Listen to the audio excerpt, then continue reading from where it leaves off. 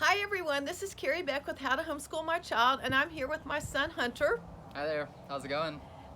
We decided, or I decided, he didn't decide, that I would like to ask him a few questions about homeschooling. And so we had some questions sent in. What we found out is a lot of these questions we could sort of put in a few different categories. So instead of asking specific questions, we're going to just talk about two or three general categories. But before we do that, I'm going to let Hunter tell you just a little bit about his schooling experience. So why don't you tell him what kinds of schools you have attended, homeschooling included? Sounds good. So, started off in kindergarten, we went to a private school, and then from there is where I started homeschooling all the way up until 10th grade in high school. And 10th grade in high school, went to a local private Christian school. And then after going to high school, went into college and went to Texas A&M University. So, really had the opportunity to touch on all different aspects or a variety of different educations, everything from homeschooling to co-ops within homeschooling to private schooling, and then into college, into the public school system. So, Yes, he has a wide variety of educational background, but we're going to talk a lot about homeschooling today. One of the biggest things I think people want to know is what was the best part of homeschooling or what was your least favorite part of homeschooling? for me, I would say within homeschooling is probably just the opportunity to spend a lot of time with family, and yeah, just be able to, excuse me, just have the opportunity to go to my sister's sports games and be able to tailor the education around things of our interest as well. So I know that our papers, we could choose the topics that we wanted to write about, and we could even like tailor some of the science projects and things like that. So it was not just like focus all inside the classroom, but we could actually go outside and do stuff. Like I remember we would, for one of our projects, we would literally go to a park and like scoop up water or whatever it was that we were learning about.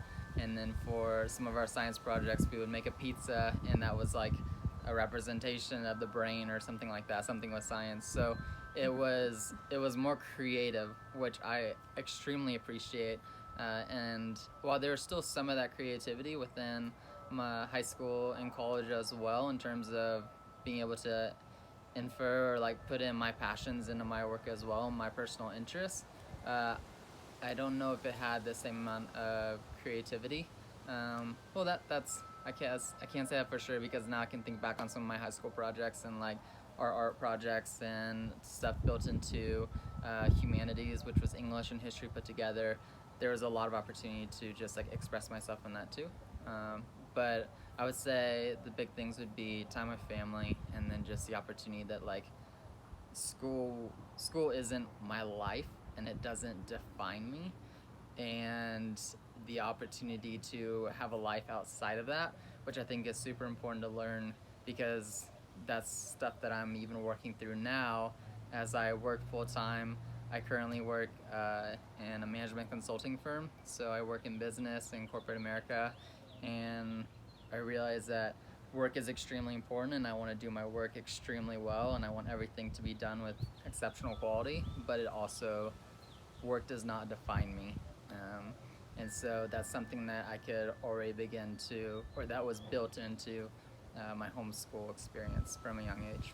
Well, thanks so much. I have to tell you, we did not even discuss Hunter's answers beforehand. We went over the questions and decided sort of what topics and categories. So just listening to him, I'm thinking, yes, that's exactly what I talk about in some of my workshops as far as letting your kids choose what they want to study. And the topic doesn't matter if they're writing a 5 paragraph paper.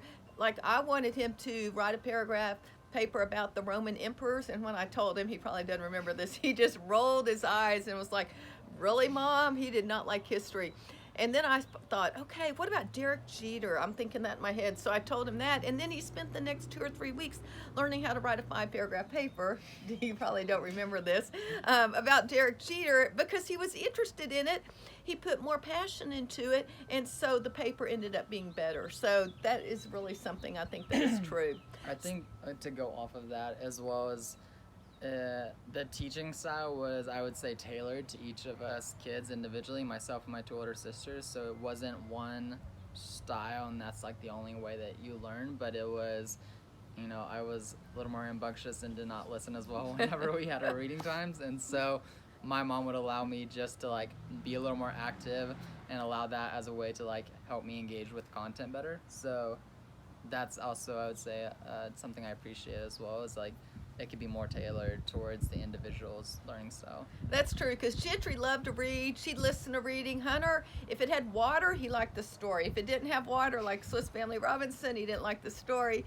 He doesn't know this, but I tell a story that one time I read a church history, one page, and he's throwing the ball up in the glove. And I was like, well, what was that about? And you're like, well, I don't know. And I thought, okay, just keep thinking of new ways to get him to interact with the material. And I've told you before, it really wasn't until he went to high school that he really, I believe, fell in love with history. And that was because of one of the teachers that he had in high school as well. So that was cool to see that God uses different things. He does use homeschooling in our life, but he may use a private school or he may use the university to develop each one of us. Can I touch on that Sure. too? Because I was thinking of something in my head just off of that. It's the idea that while I loved homeschooling, I also loved high school and I loved college too. And every single one of them played into shaping me into who I am today. And some of the things that homeschool provided for me that I feel like maybe the other schools didn't, it's same vice versa, right? And so ultimately it was, I feel like my parents were a big part in just like following where the Lord had me to go. But if I see the ways that I went into high school, and this may even lead into like the next question about like how did the transition go into like the next phase of life, whether it's high school and college or like a job. And I can see like the way that I went into high school and having teachers that were not my parents and not my mom, like that was good for me because that was preparation for a job, and having people that tell you what to do and things that you have to get done, but it's not necessarily coming from someone who I live day in and day out and that I can try and argue with and try to bump my grade up in this way or another. And it just told me showed me how I had to operate with other people who were more senior than me that were not my parents.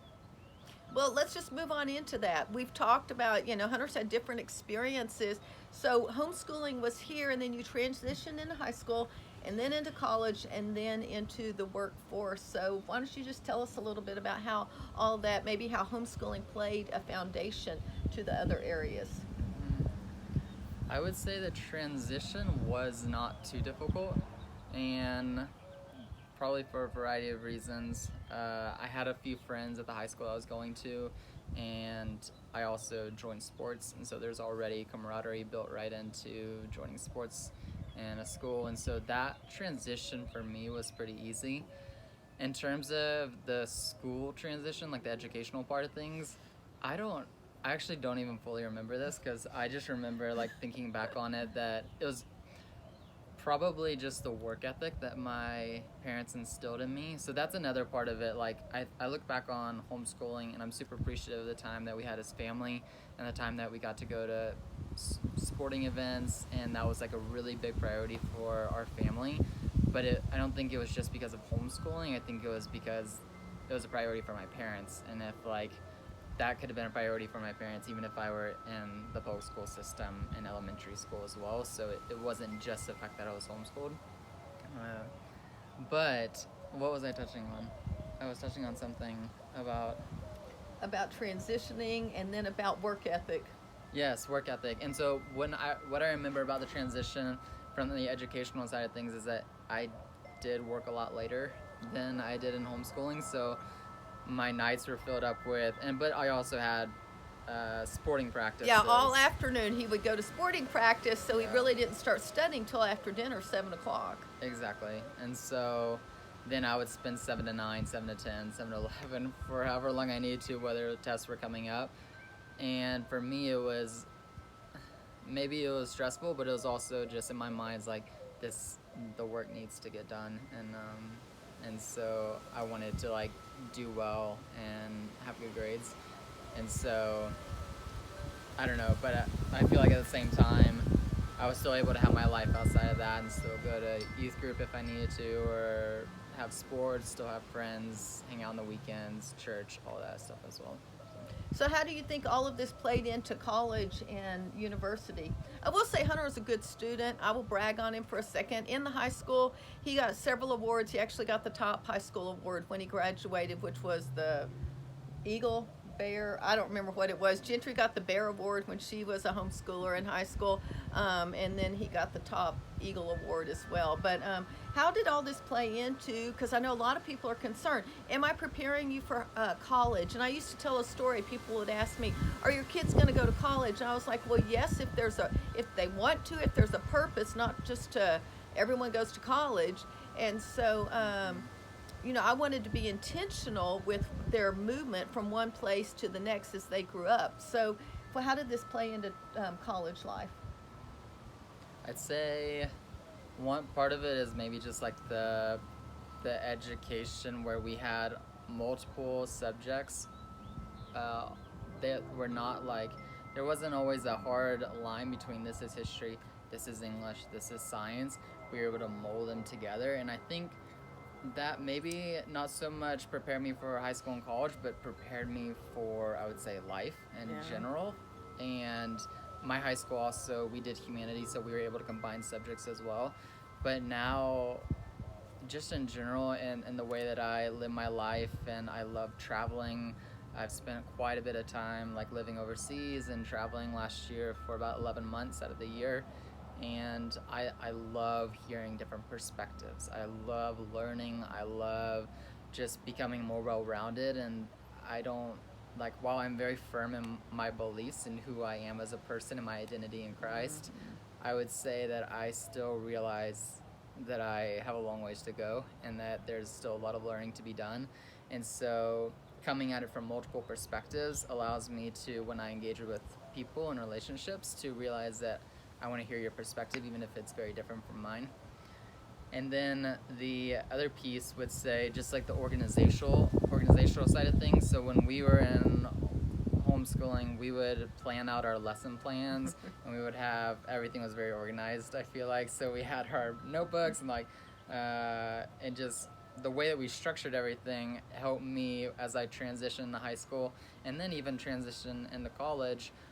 Because while they do give you a syllabus and these are the things that you need to get done, it's all the in-betweens that are not always specifically called out. Or you may have your tests and these are the things you need to know, but it's up to you to determine like how much time you spend studying, and that's also the real world, right? So you get a project right now, you have a deliverable, but especially in consulting and the way it is, it's not all spelled out for you, and it's up to you to problem solve. It's up to you to figure out how to get things done. It's up to you to figure out, do we need more resources? Do we need to like leverage more people internally? And so a lot of that's like business speak, but ultimately it's, here's the thing that needs to get done, and there's a lot of different ways to go about getting that thing done, but it's up to you and your work style and how you interact with people to get it done, and to figure that out. So a lot of it is problem solving as well, and I think homeschooling helped prepare me for that. And one of the things that we did, I'll tell people the first 5 years I was figuring it out. The last 5 years I really focused on leadership education. Hunter may be saying this is business speak, but I would call it leadership speak, because all leaders solve problems. They're lifetime learners. They have the tools of learning. So we gave him tools of learning, so that whether he was in college or whether he was in work, he could solve these problems. He could take care of those issues. And that's one reason I really believe so firmly in leadership education.